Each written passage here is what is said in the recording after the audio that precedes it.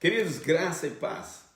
Quero falar neste mês de novembro e dezembro sobre um tema que creio que será de edificação, fortaleza para a tua vida, para a tua família, também no teu ministério. Aprender a lidar com a pressão.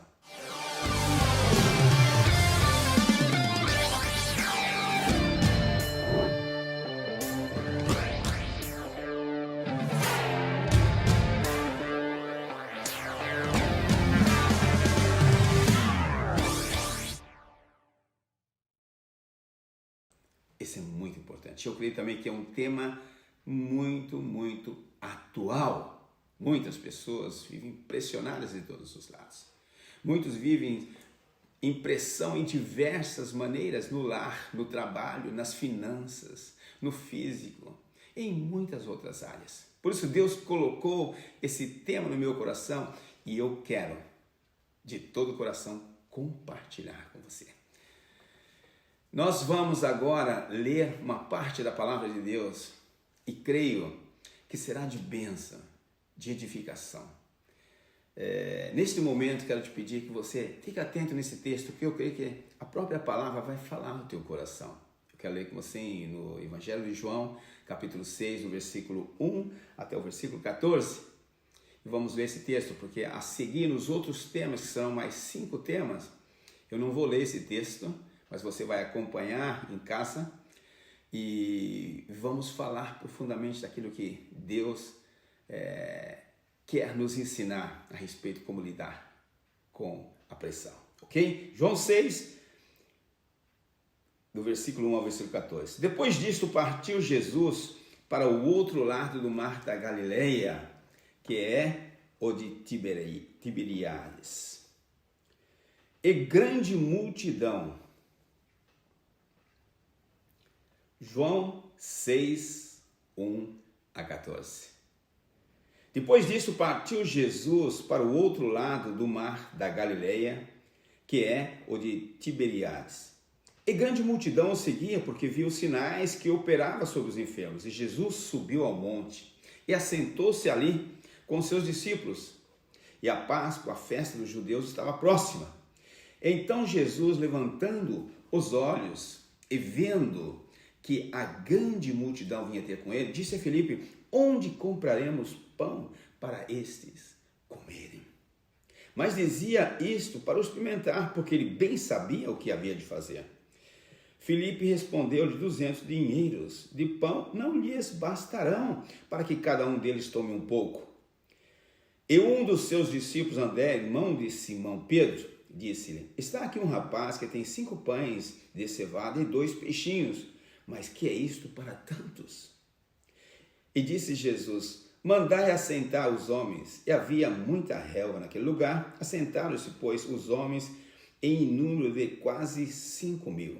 E Jesus tomou os pães e, havendo dado graças, repartiu-os pelos discípulos, e os discípulos pelos que estavam assentados, e igualmente também dos peixes, quanto eles queriam. E quando estavam saciados, disse aos seus discípulos: recolhei os pedaços que sobejaram, para que nada se perca.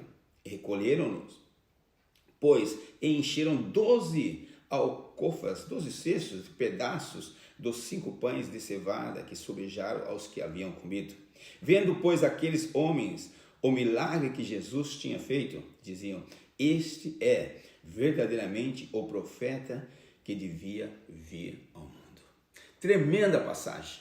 Nós vamos agora analisar pontos e pontos, e eu creio que Deus vai falar ao meu coração, vai falar ao teu coração. Esteja atento e quero já motivar, desde já, a acompanhar essas 5 etapas que vamos ter durante 5 semanas para falar sobre esse tema, que eu creio que é um tema profundo, atual, que cada um de nós passa e devemos aprender sobre isso. Aprender a lidar com a pressão. Os 4 evangelhos nos contam de vários milagres que Jesus fez. Todos os milagres que Jesus realizou, queridos, foram milagres o quê? Extraordinários. Mas há várias características acerca deste milagre em João 6 que o torna único. Este é o único milagre mencionado por todos os 4 evangelistas. É a única vez que Jesus realiza um milagre diante de uma tão grande multidão. É o único milagre no qual Jesus primeiramente pergunta a um discípulo o que eles têm que fazer nessa situação. Jesus, ele havia trabalhado todo dia. Tinha diante de si o lindo mar da Galileia e uma multidão faminta. Temos aqui 2 problemas. Havia falta de comida e uma multidão estava com fome. Foram 5.000 homens, diz a palavra de Deus, sem incluir mulheres e crianças. Provavelmente estariam ali cerca de 15.000 pessoas reunidas, ou mais ou menos. E nesta situação, lemos no versículo 5 algo importante. Então Jesus, erguendo os olhos e vendo que a grande multidão vinha ter com ele, disse a Filipe: onde compraremos pães para lhes dar a comer? Jesus sabia o que ia fazer, mas lemos no versículo 6 que ele dizia isto para experimentar a Filipe. Filipe não sabia o que Jesus ia fazer, ele não sabia, nem sabia o que deveria fazer diante dessa situação. Queridos, às vezes, na nossa vida, está tudo calmo, sempre tudo manso, tranquilo, mas de repente, algo inesperado acontece. Já reparou isso?